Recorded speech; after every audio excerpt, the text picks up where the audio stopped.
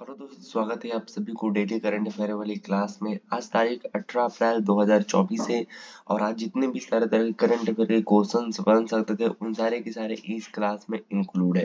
तो अगर आप इस क्लास के पीडीएफ को डाउनलोड करना चाहते हैं तो वीडियो के नीचे डिस्क्रिप्शन में मौजूद है, वहां से आप डाउनलोड कर सकते हैं। तो चलिए, करंट अफेयर को बढ़ाते हुए मुझे जो है वो आपसे कॉन्ट्रैक्ट करते हुए 61 दिन हो चुके हैं और आज जो है वो 61वां दिन है। आज का पहला नंबर क्वेश्चन है, लता दीनानाथ मंगेशकर अवार्ड 2024 से किसे सम्मानित किया जाएगा? तो वो किया लता दीनानाथ मंगेशकर अवार्ड 2024 से किसे सम्मानित किया जाएगा? तो वो अमिताभ बच्चन को किया जाएगा।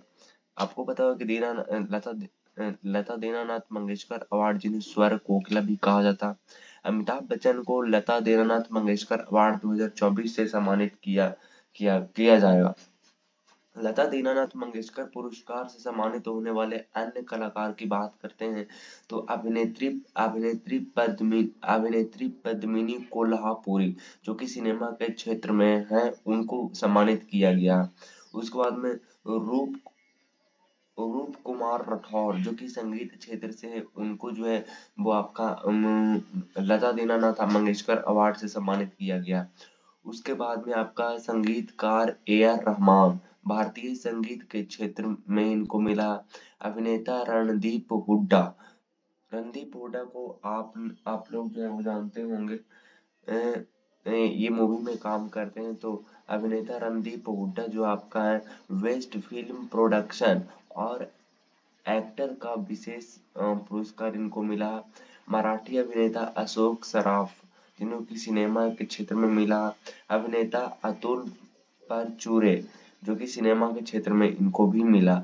लता दीनानाथ पुरस्कार के बारे में और भी जान लेते हैं। लता दीनानाथ पुरस्कार जो है वो पुरस्कार महान गायिका लता मंगेशकर की स्मृति और सम्मान में 2022 में स्थापित किया गया। तो कब किया गया? 2022 में स्थापित किया। अब बात आती है कि यह पुरस्कार राष्ट्र और समाज के लोगों के लिए पथ प्रदर्शन और अनुकरणीय योगदान देने वाले व्यक्ति को दिया जाता है।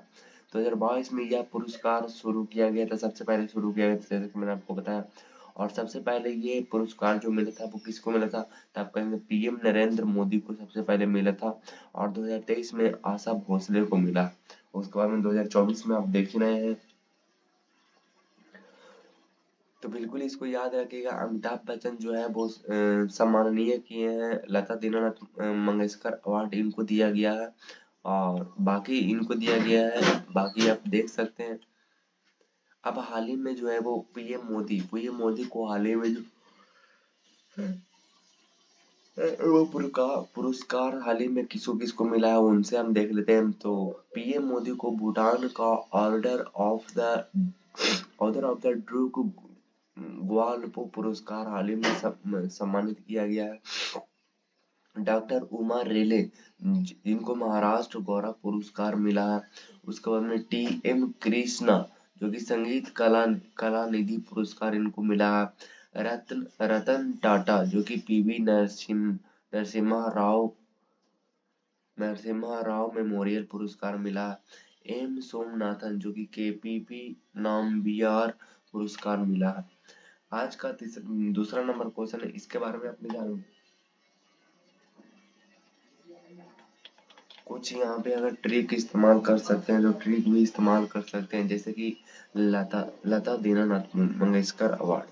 तो अमिताभ बच्चन को जो है वो बॉलीवुड का जो है वो सबसे बादशाह माना जाता है।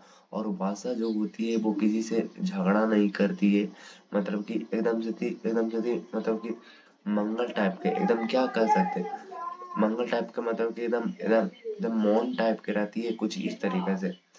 अब इससे रिलेटेड जो है वो कुछ कुछ नाम है, जैसे कि लता दीनानाथ मंगेशकर पुरस्कार सम्मानित होने वाले अन्य व्यक्ति कौन कौन है? तो आप कहेंगे कि अभिनेत्री पद्मिनी कोल्हापुर है। तो देखिए, पद्मिनी उनकी पद जो है वो ऊंचा रहेगा तो लता दीनानाथ मंगेशकर पुरस्कार मिलेगा। रूप कुमार राठौर तो रूप से भी सुंदर रहेगा, उसको भी दीनानाथ पुरस्कार मिलेगा। रूप से भी सुंदर रहेगा, उसको भी पुरस्कार भी मिलेगा। संगीत ए आर रहमान जो होती ए आर रहमान होती है, तो ए आर रहमान जो आपका है, ए आर रहमान। अच्छा, दया नाम की चीज जो था वो लता मंगेशकर में था। अभिनेता रणदीप हुड्डा, रणदीप हुड्डा, दीप और दीनानाथ ये दोनों मिल रहा, तो आप ऐसे याद रखिएगा। उसके बाद में मराठी अभिनेता अशोक सराफ, अशोक सराफ। अगर आप शरीफत से, एक गाना नहीं है जो कि जो बोल क्या है कि अगर मैं नहीं शराफत, मैं भी शराफत से जीता मगर मुझको शरीफों से लगता डर। तो कुछ इस तरीके से। उसके बाद में अतुल प्रचुर, प्रचुर मतलब सिंगिंग के मामला में या तो फिर एक्टर के मामले में जो भी प्रचुर मात्रा में रहती है, उनको जो है वो दीनानाथ मंगेशकर अवार्ड दिया जाता है। दीनानाथ मंगेशकर अवार्ड के बारे में मैंने आपको बता दिया कि ये गायक के क्षेत्र में दिया था, 2022 से दिया जाता है इसके मामले में। और फिर जो है वाकई लता मंगेशकर अब हमारे बीच नहीं है। यह पुरस्कार और एक जो है वो पथ प्रदर्शन और अनुकरणीय योगदान देने वाले व्यक्ति को दिया जाता है। 2022 में ये शुरू किया गया था और सबसे पहले नरेंद्र मोदी को मिला था, उसके बाद में सेकंड में 2023 में आशा भोसले को मिला। अब हाल ही में जो किया गया था ये भी मैंने आपको बता दिया कि डॉक्टर उमा रेले, रेले रेले रेले को आप रिलेट करिए, उमा रेले, रेले मतलब महाराष्ट्र, महाराष्ट्र जो है वो आपका गौरव पुरस्कार दिया। टीएम कृष्ण, अब कृष्ण जो है वो बहुत ज्यादा कला जानते हैं, यानी कि कृष्णा को जो मिलती है वो कला निधि पुरस्कार मिलती है। रतन टाटा, रतन टाटा जो है वो बहुत ज्यादा मोटर बनाते हैं, मोटर बनाते हैं, गाड़ी बनाते हैं, कार बनाते हैं, तो उसमें मोटर तो रहती ही होगी। तो पीवी नरसिम्हा राव मेमोरियल पुरस्कार, मेमोरियल यानी कि मोटर आ रहा। एम सोमनाथन, एम सोमनाथ जो कि आपका केपीपी नामबिया पुरस्कार उनको मिला। अगला नंबर क्वेश्चन है, सेकंड नंबर क्वेश्चन है, तिरंगा बर्फी और ढलुआ धातु शिल्प को जीआई टैग प्रदान किया गया, यह किस राज्य से संबंधित है? देखिए जीआई टैग का अभी जो है वो बारिश हो रखा है। पिछली बार में मैंने आपको बताया था कि जीआई टैग जो है प्रदान किया गया है, और जीआई टैग फिर आपको तिरंगा बर्फी और ढलुआ धातु शिल्प को जीआई टैग प्रदान किया गया है। ये किससे संबंधित है? तो आपका उत्तर प्रदेश से संबंधित है। चेन्नई स्थित जियोग्राफिकल इंडिकेशन रजिस्ट्री कार्यालय ने देश की आजादी से जुड़ी तिरंगा बर्फी को जीआई प्रोडक्ट का दर्जा मिला। देश की आजादी के आंदोलन के समय क्रांतिकारियों की खुफिया मीटिंग व गुप्त सूचनाओं के आदान प्रदान के लिए तिरंगा बर्फी का उपयोग किया था। तिरंगा बर्फी का उपयोग इसलिए किया जाता था जब उस टाइम सीक्रेट इंफॉर्मेशन किसी को देना है, रेवोल्यूशन हो रहे थे उस टाइम, तब जो अपना आदमी है, मतलब इंडिया के आदमी है या नहीं है, मतलब अपना आदमी है कि नहीं, उसको पहचान के लिए कि हाँ ये मेरा अपना आदमी है, उसको जो है वो तिरंगा बर्फी दिया जाता था। तो वही तो यहाँ पे मेंशन कर रखा कि देश की आजादी के आंदोलन के समय क्रांतिकारी की खुफिया एजेंसी यानी कि सीक्रेट इंफॉर्मेशन ऑफ रेवोल्यूशंस के आदान प्रदान के लिए तिरंगा बर्फी का उपयोग किया जाता था। तिरंगा बर्फी और ढलुआ धातु शिल्प का संबंध बनारस से, इसलिए बनारस को जीआई टैग दिया गया। भारत सरकार ने धातुआ का भौगोलिक संकेत पंजीकरण और संरक्षण अधिनियम, जो जीआई टैग जो है वो किस मामले में था? आपके भारत सरकार और भौगोलिक संकेत यानी कि पंजीकरण और संरक्षण, यानी कि जीआई टैग जो शुरू किया गया वो 1999 में किया गया। ज्योग्राफिकल इंडक्शन एक्ट 2003 और शुरू किया गया था 2003 में, और सबसे पहले मिला है 2004 में, किसको? दार्जिलिंग को मिला।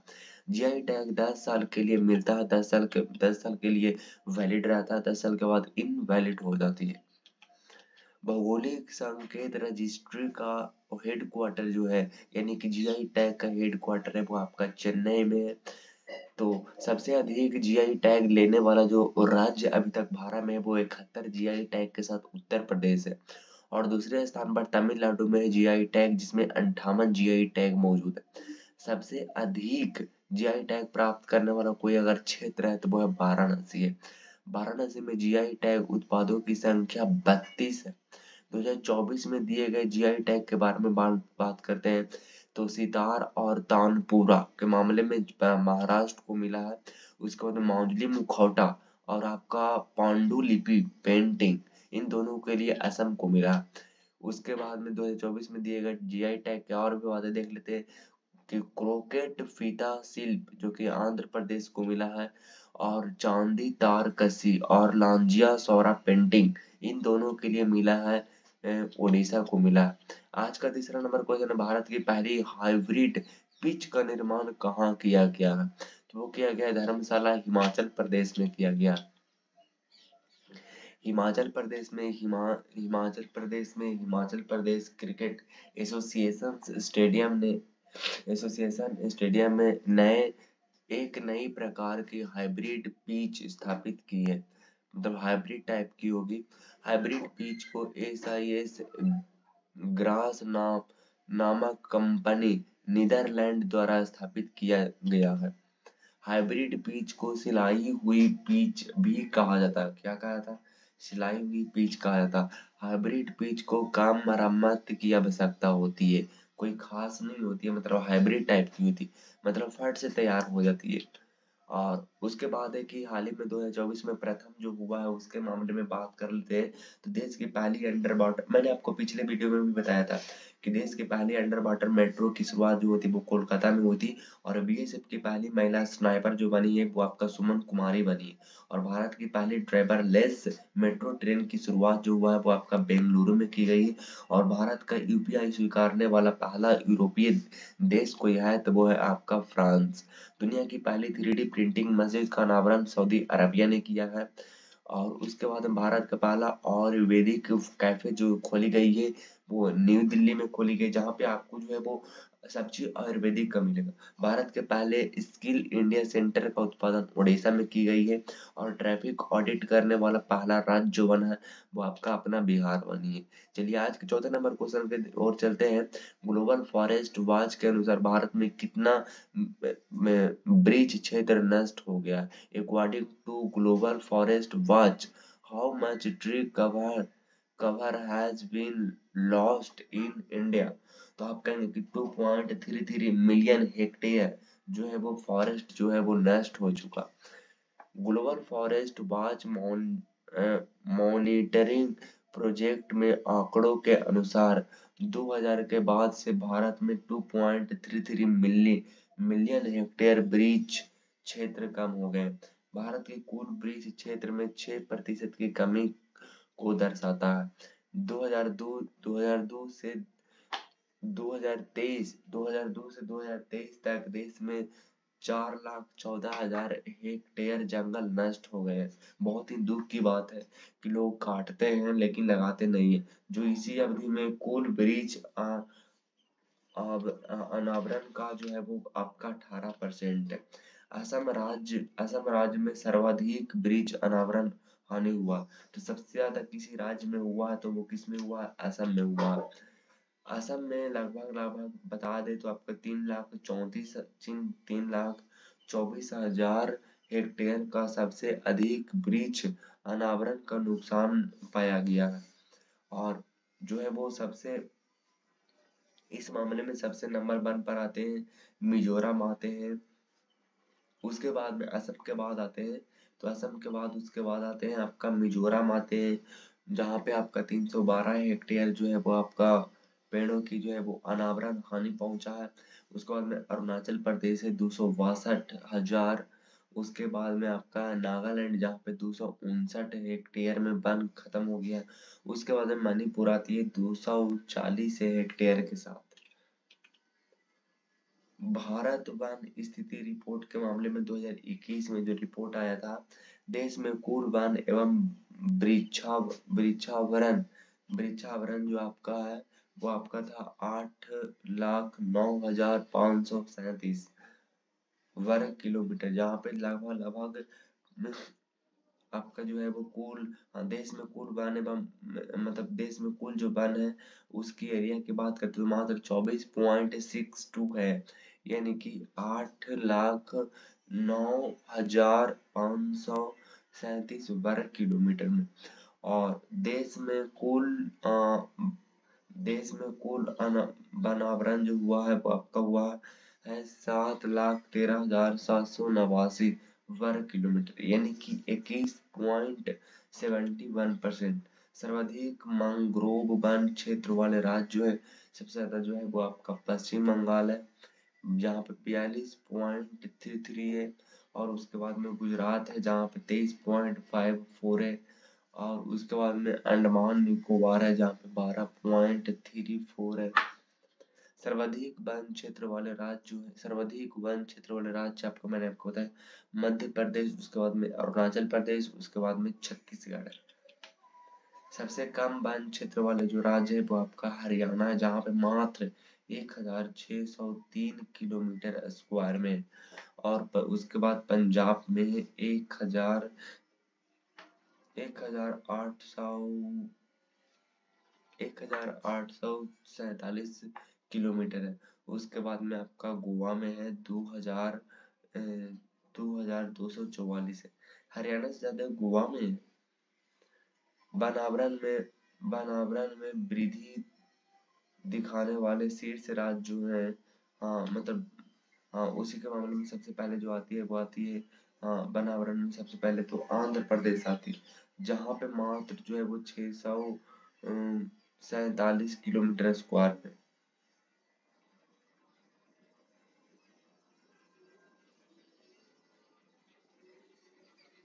उसके बाद में तेलंगाना में 632 किलोमीटर में। उसके बाद में उड़ीसा में 537 किलोमीटर। सर्वाधिक अनावरण प्रतिशत वाला राज्य जो है वो आपका है मिजोरम है 84.53%। और अरुणाचल प्रदेश है 79.33। और मेघालय है 76.00%। आज का 5वां नंबर क्वेश्चन है, यूरोपीय अंतरिक्ष एजेंसी ईएसए का प्रोबा 3 मिशन कौन लॉन्च किया है? तो वो क्या है, कौन लॉन्च किया है? आप कहेंगे इसरो ने किया है।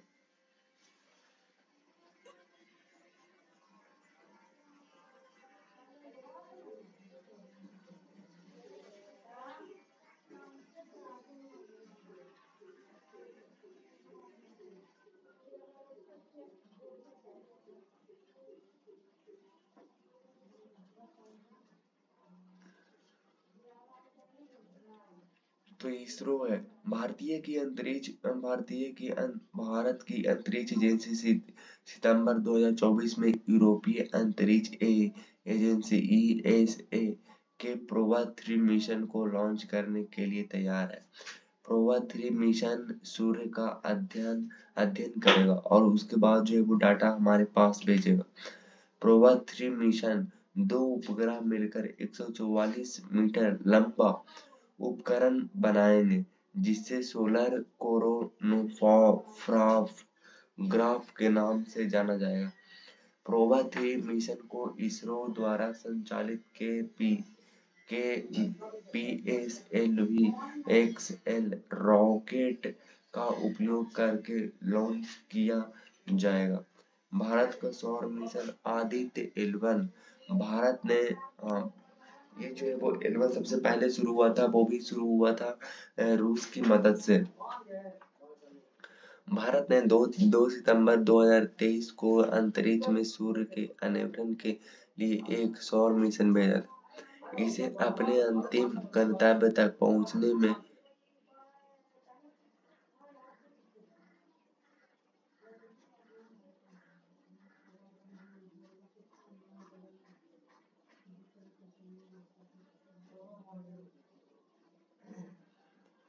इसे अपने अंतिम गंतव्य तक पहुंचने में लगभग 127 दिन लगे और लगभग 1.5 मिलियन किलोमीटर की यात्रा इन्होंने ट्रेवल किया।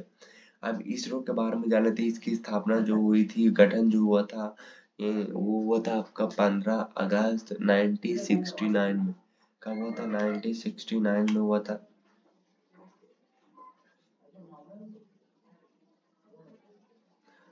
और इसकी मुख्यालय जो है वो आपका बेंगलुरु कर्नाटक में है। और यहाँ के संस्थापक जो है वो आपका विक्रम साराभाई है। और वर्तमान जो अध्यक्ष है वो आपका एस सोमनाथन है। और इसरो भारत की स्पेस एजेंसी है। इसरो जो है वो भारत का क्या है, स्पेस एजेंसी है। यूरो अंतरिक्ष यूरो स्पेस एजेंसी, इसके बारे में भी जान लेते हैं। तो आपका स्थापना जो रही है, स्थापना जो हुई है वो आपका 31 मई 1975 को इसकी जो हुई है। और मुख्यालय जो है वो आपका पेरिस फ्रांस है। और प्रशासक जो है वो आपका है, प्रशासन मतलब एडमिनिस्ट्रेटर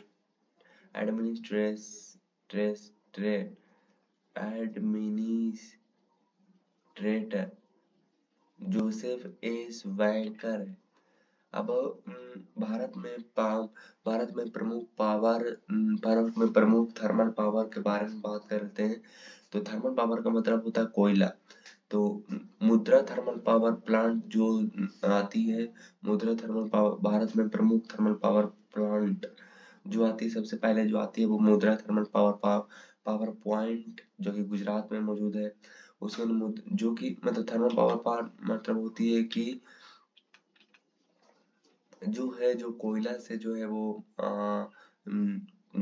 इलेक्ट्रिक बनता है, इसके मामले में ये। तो मुद्रा थर्मल पावर प्लांट जो है वो आपका गुजरात में, कमलांगा थर्मल पावर पॉइंट उड़ीसा में है। उसके बाद में कोरबा थर्मल पावर प्लांट जो है छत्तीसगढ़ में। बरौनी थर्मल पावर प्लांट जो है वो आपका बिहार में। Bokaro thermal power plant Jharkhand में। Ennore thermal power plant Tamil Nadu में। उसके बाद में Durgapur thermal power plant Paschim Bangal में। Rihand thermal power plant Sonbhadra में है। और ये विंध्याचल और Satpura thermal power plant Madhya Pradesh में।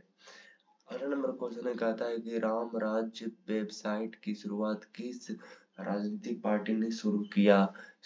तो वो किया है आपका आम आदमी पार्टी ने। राम राज्य वेबसाइट की शुरुआत आम आदमी पार्टी के द्वारा की गई है। और वेबसाइट के माध्यम से कोई भी व्यक्ति दिल्ली और पंजाब में शिक्षा, स्वास्थ्य, बिजली और पानी के लिए पानी के क्षेत्र में किए जा रहे काम को देख सकते हैं। तो याद रखिएगा राम राज्य के आम आदमी के द्वारा जो है वो ये जो है वो स्टार्ट किया गया है। अब जो देख लेते हैं कि ऐप और पोर्टल के मामले में ये कौन सा ऐप लॉन्च किया है। तो आप कहेंगे प्रेस सेवा पोर्टल, जो कि अनुराग ठाकुर के द्वारा किया गया है। उसके बाद स्वाति पोर्टल जो कि आपका अजय कुमार सूद के द्वारा किया गया है। उसके बाद में अपना अपना चंद्रयान पोर्टल जो कि लॉन्च किया है धर्मेंद्र प्रधान ने। उसको ग्राम मंच सेवा जो कि आपका पंचायती राज मंत्रालय ने लॉन्च किया। उसके बाद में कंज्यूमर ऐप जो उत्तर प्रदेश सरकार ने लॉन्च किया है। साथ ही पोर्टल कृषि मंत्रालय के द्वारा लॉन्च किया गया। उसके बाद में कॉल बिफोर यू डिग प्रधानमंत्री नरेंद्र मोदी के द्वारा किया गया। उसने प्रहरी ऐप बीएसएफ एवं गृह मंत्रालय के द्वारा लॉन्च किया। उसके बाद में जल दूत ऐप ग्रामीण विकास मंत्रालय के द्वारा लॉन्च किया। उसके बाद में आपका जो है वो ACALE ऐप शिक्षा मंत्री धर्मेंद्र प्रधान ने लॉन्च इसको किया है। बस हो गया। आज का 7वां नंबर क्वेश्चन है, यूरोपीय गर्ल्स गणितीय ओलंपियाड 2024 में भारत ने कितने सिल्वर मेडल जीते? तो वो जीते हैं आपका 2 बार जीते हैं। यूरोपीय गर्ल्स गणितीय ओलंपियाड में भारत ने दो सिल्वर मेडल जीता। इसके अलावा भारत ने 2 ब्रॉन्ज मेडल भी हासिल किया। और यूरोपीय गर्ल्स गणितीय ओलंपियाड 2024 का आयोजन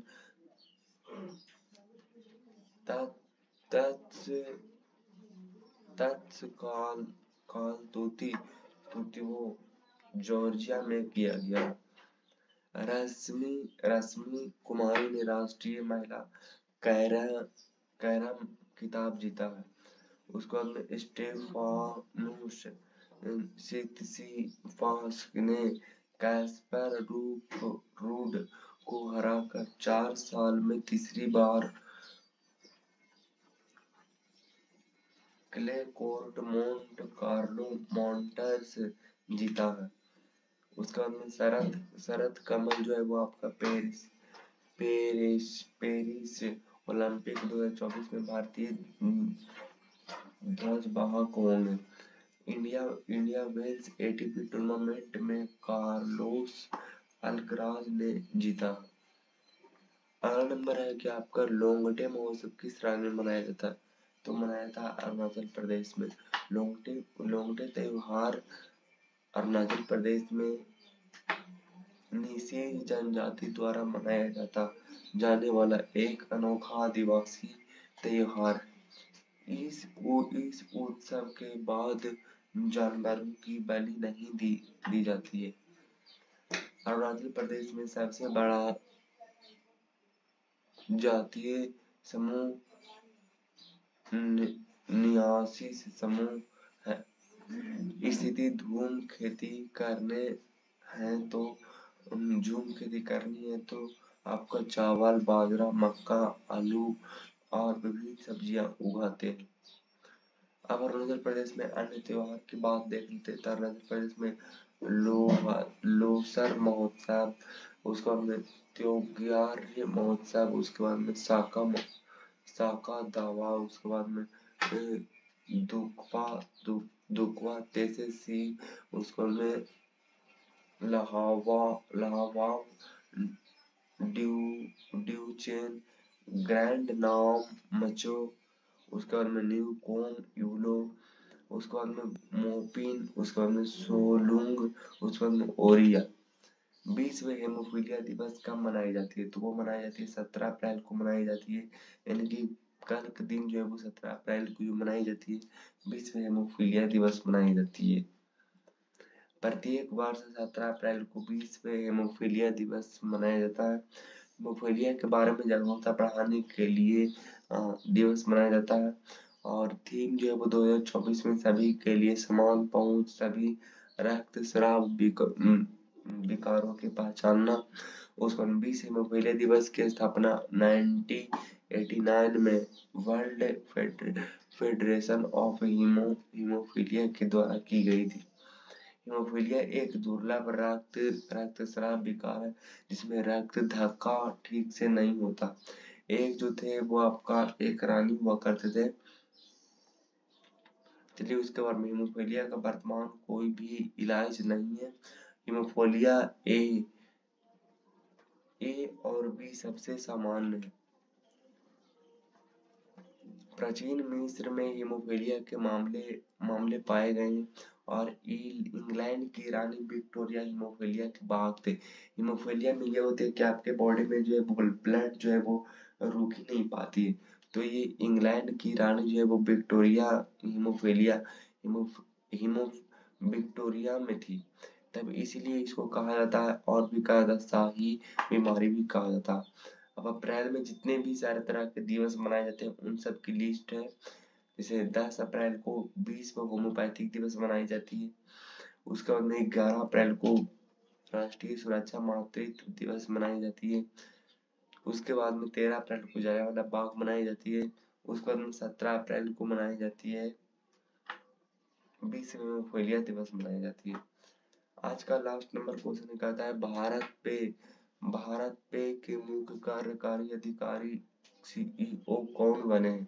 तो बने आपका नलीन नेगी बने। फिनटेक कंपनी भारत पे ने नलीन नेगी को पूर्णकालिक मुख्य कार्यकारी अधिकारी के रूप में नियुक्त किया गया है। भारत पे एक भारतीय फिनटेक कंपनी है। भारत पे वित्तीय सेवाएं प्रदान करता है। भारत पे की स्थापना 2010 में की गई है। स्थापना जो है वो अश्रीर ग्रोवर और आपका श्रास्व नकरानी और भविक कोलपीडा भाभी को कोला पीड़ा जो हो गए थे। अब हाल ही में नियुक्त किए गए हैं फिक्की महिला अंतर संगठन की अध्यक्षता जयश्री दास वर्मा को हुई है। और रूस में नए भारतीय राजदूत के रूप में नियुक्त हुए हैं विनय कुमार। और भारत और प्रसार भारतीय बोर्ड के अध्यक्ष जो है वो आपका नवनीत सहगल। अब ट्रिपल आर के लिए तैयार हो जाइए। किस अंतरिक्ष एजेंसी ने NIST-3DS सैटेलाइट लॉन्च किया? तो क्या इसरो ने 2024 में भारत के सबसे स्वागत योग्य क्षेत्र में कौन सा प्रदेश अग्रणी रहा? तो आपका रहा हिमाचल प्रदेश। वाफ्ट अवार्ड्स 2024 में बेस्ट फिल्म का अवार्ड किसे मिला है? तो आपका मिला है ओपेनहाइमर को। और हैनेले पासपोर्ट इंडेक्स 2024 में फर्स्ट हाफ में भारत की रैंक क्या थी? तो आपका 85 थी। 5वां अंतर्राष्ट्रीय खजुराहो नृत्य समारोह 2024 का आयोजन किस राज्य में किया गया है? मध्य प्रदेश में। रसायन डायलॉग का 9वां संस्करण कहाँ हुआ था? वो हुआ है न्यू दिल्ली में। और किस राज्य की विधानसभा ने मराठा आरक्षण विधेयक पारित किया गया था? महाराष्ट्र। वो भारत के पहले स्किल इंडिया सेंटर का उद्घाटन कहाँ किया गया था? संबलपुर में। दुनिया की सबसे ऊंची जमी हुई झील मैराथन का आयोजन किस राज्य में किया गया है? आप कहेंगे पैंगोंग त्सो में। चंद्रमा के दक्षिणी ध्रुव पर पहुंचने वाला दूसरा देश कौन है? तो आप कहेंगे वो अमेरिका। अब 17 अप्रैल को कुछ करंट अफेयर को देखते हैं। अब अहमद अब्दुल्ला अल अहमद अल सबा किस देश के प्रधानमंत्री बने? तो बने कुवैत के। विश्व का 10वां सबसे व्यस्तम एयरपोर्ट इंदिरा गांधी है। और माइकोलास अलेक्ना का संबंध किस देश से में है जिन्होंने डिस्कस थ्रो में नए नए विश्व रिकॉर्ड बनाया? तो बना है आपका लिथुआनिया। थल सेना प्रमुख जनरल मनोज पांडे के देश के 4 दिन की यात्रा पर रवाना हुए। उज्बेकिस्तान। ISSF फाइनल ओलंपिक 2000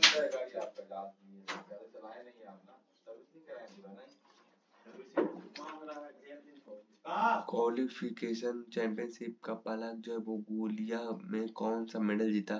तब ब्रॉन्ज जीता। मेनिंजाइटिस के लिए टीका लगाने वाला पहला देश बना आपका नाइजीरिया। धूमकेतु पोन्स ब्रूक्स कब सूर्य के सबसे नजदीक आ सकता है? तब वो 30 अप्रैल। उसके बाद में आपका है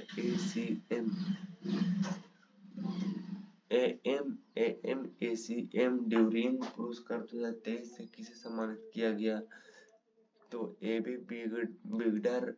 बिगडरसन को। और ओलंपिक फ्लेमिंग लाइटिंग सेरेमनी का उद्घाटन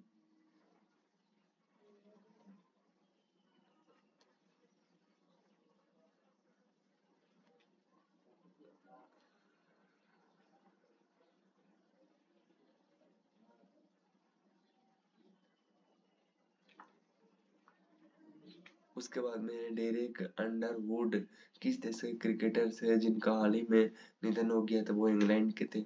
आपको कुछ है जब लूसेंट के पॉलिटी वाले क्वेश्चन से प्राइम मिनिस्टर से लिया गया। ऐसे प्रथम प्रधानमंत्री जिनके विरुद्ध लोकसभा में अविश्वास प्रस्ताव लाया गया तो है जवाहरलाल नेहरू।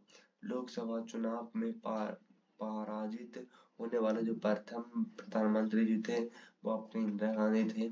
और भारत में प्रथम सिख प्रधानमंत्री हैं तो आपका मनमोहन सिंह। अब तक लोकसभा में प्रस्तुत अविश्वास प्रस्ताव सर्वाधिक बार किस प्रधानमंत्री की सरकार के खिलाफ रखे गए हैं? तो आपका इंदिरा गांधी। आप जो है वो इसको कितना ध्यान से पढ़ें ये देखना है आपको। तो लता दीनानाथ मंगेशकर पुरस्कार की शुरुआत स्थापना कब की गई है? तब 2022 में। 2022 में लता दीनानाथ मंगेशकर पुरस्कार सबसे पहले प्रदान किया गया था नरेंद्र मोदी को। उसको पांडुलिपि पेंटिंग का संबंध किस राज्य से? तब कहेंगे असम से। और सबसे कम वन क्षेत्र वाला राज्य जो है वो आपका हरियाणा है। और यूरोपीय अंतरिक्ष एजेंसी का मुख्यालय कहाँ है? तो आपका पेरिस में है। उसके बाद देवेंद्र सिंह ऐरी किस देश के क्रिकेटर है? तो आपका वो नेपाल का। त्योगरे महोदय किस राज्य में बना? तो आपका वो जो बना है वो आपका बना है अरुणाचल प्रदेश में। शाही बीमारी किससे संबंधित है? हीमोफीलिया से। और भारत पे की स्थापना की गई थी तो वो की गई थी 2018 में। भारत का ये तो हो गया।